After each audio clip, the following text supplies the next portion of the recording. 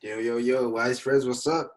What's up? What's up? What's up? Today, I want to talk about the power of Stoicism, how it can change your life, so you can understand what Stoicism is and also use it as an advantage to beat the others in whatever journey you want to go to, whether it's business, sports, art, music, whatever it is that you're on your purpose for. This stoicism is a good concept that will help you understand what is necessary to actually understand yourself, how to get through battles, how to accomplish things, and etc. So give me one sec. I'm getting my notes, and also let's see. I'm gonna use Wikipedia. I read through it, and Wikipedia. If you're going to college, this would not be the source to use. But when I read through it gave a good gist of what Stoicism is. So let's get to it. All right. Stoicism is a school of Hellenistic philosophy founded by Zeno of Citium in Athens in the early 3rd century BC. It is a philosophy of personal ethics informed by its system by logic and its views on the natural world. According to its teachings as social beings, that path to eudaimonia, happiness or bliss, which is what eudaimonia means, the path to eudaimonia, that's a new word, happiness or blessedness, eudaimonia. I want to reach eudaimonia. Hmm.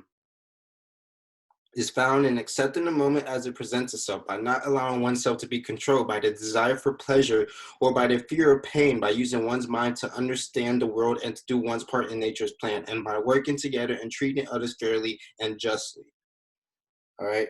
The Stoics are especially known for teaching that virtue is only good for human beings, and those external things, such as health, wealth, and pleasure, are not good or bad in themselves.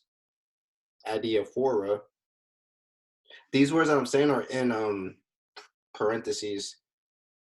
Eudaimonia, I think I said, whatever that was, and adiaphora, those are in parentheses. So I'm gonna look more into those words because it's interesting learning new words, right? It's very good to be able to have a large vocabulary. Yeah, but those material things aren't good or bad in themselves. So have value as material virtue to act upon, alongside Aristotelian ethics. Huh. Yeah, yeah, yeah, yeah, yeah. Because of this, the Stoics thought the best indication of an individual's philosophy was not what a person said about how a person behaved. To live a good life, one had to understand the rules of the natural order, since they thought everything was rooted in nature. So pretty much Stoics, people that live by Stoicism, they look at things for what it is, being in the present moment. Um, Greek philosophers, let me check these notes real quick. There's Greek philosophers that had different perspectives on Stoicism, all relating to being in nature and accepting reality. Let's see. Epictetus is one of the philosophers. Um, Here's some notes I did. Our first job is this: to divide and distinguish things into two categories. Externals I cannot control, but the choices I make with regard to what I do control. Where will I find good and bad? In me and my choices. So, that being said, you have the option to distinguish if you are in control of something or not, okay? If you're going on a flight and there's bad weather, so you have a layover, you can't control that. So it's pointless in screaming. It's pointless in being angry. It's not going to make the weather get better. It's not. So that's the concept. You got to distinguish whether or not you can control something. If you can't, make a change. If you can't, do not complain about it. All right. It is not events that disturb people, it's their judgment. Hmm. That's very interesting, huh? It's not events that disturb people, it's their judgment. It's how they perceive that event. So, if your perspective is negative, ask yourself why it's negative and really look at this event and see if it's really a negative situation or are you just bothered by it. Uh, you got to get rid of self-conceit. All right, can't be conceited. If you're conceited, if you assume that you already know everything, how are you going to learn? If you assume that you already got everything together, how are you going to grow? That's some things from Epictetus. Uh, Seneca, another Greek philosopher. One thing he says is, excellence withers without an adversary. I like that. Excellence withers without an adversary. What does that mean? It means that if you're not going through tough times, how will you know what you're capable of? If you're not doing anything challenging for yourself, how will you grow? How will you get better? How will you know what level you're at? If there was someone, of course, no one wants inconveniences, no one wants problems. Everyone wants a smooth sailing life, right? But that's not how it is. That's not how it is. How would you know what you're made of if no one challenged you? If you didn't even challenge yourself, how would you know how high you could go, how high you could raise the bar, how far you could run without stopping? Whatever the case may be, how would you know if you never challenge yourself? You would never know your true potential, and you would never know how great you could be if you never push yourself to that limit. I like that. Associate with those who will make a better man of you. Welcome those whom you yourself can improve. The process is mutual, for men learn as they teach. And I highly agree with that. You want to surround yourself with people that will make you a better person, and you want to be surrounded by people that want to become a better person. This channel this channel is trying to, this channel is helping me become a better person because I am sharing my knowledge, and for whoever absorbs the knowledge I'm given, they could learn and improve themselves. And as they learn and stuff, you might drop comments or whatever, have different questions on the subject, have your own thought processing or whatever. And I, furthermore, can learn more about that. You might have something else you could input, and I could learn from something from that. Or like teaching a kid how to shoot basketball. I learned then what kids might be struggling with as they first shoot a basketball, some common mistakes that they might do while shooting in basketball, right? So like, yes, you want to surround yourself with people that pretty much will make you better, and you want to be surrounded by people that you can teach so you can learn as well, because as you teach, you do learn. That's very powerful. And you can ask any teacher, they learn plenty of things about students. They, that's just facts. All right, let's see, now we got Marcus Aurelius. All right, let's see what he got to say.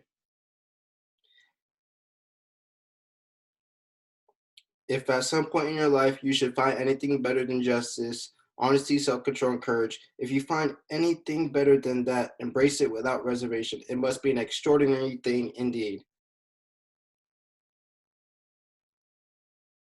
Huh.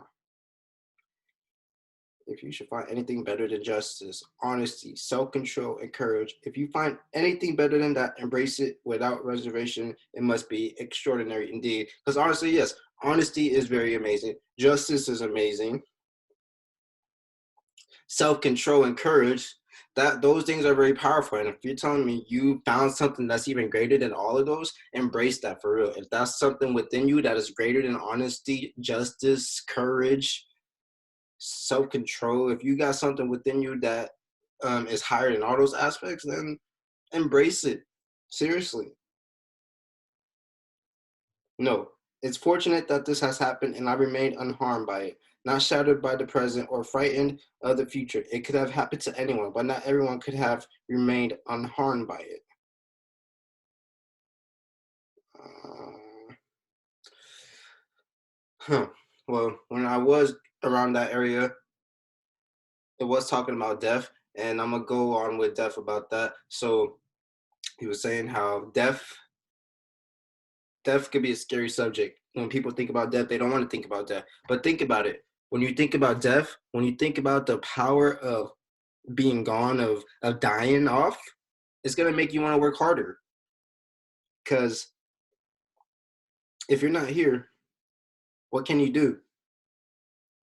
Do you want to lay on your deathbed and regret not doing what you wanted to do? Do you want to live a life of boringness? Pretty much you're cruising. You're not doing nothing, you're not challenging yourself, you're not living your passion.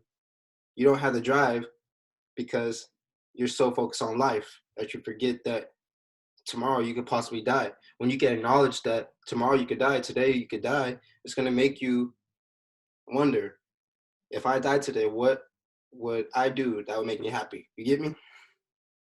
So yes, those are some few notes that I got from some Greek philosophers. Stoicism. Stoicism truly is something that, you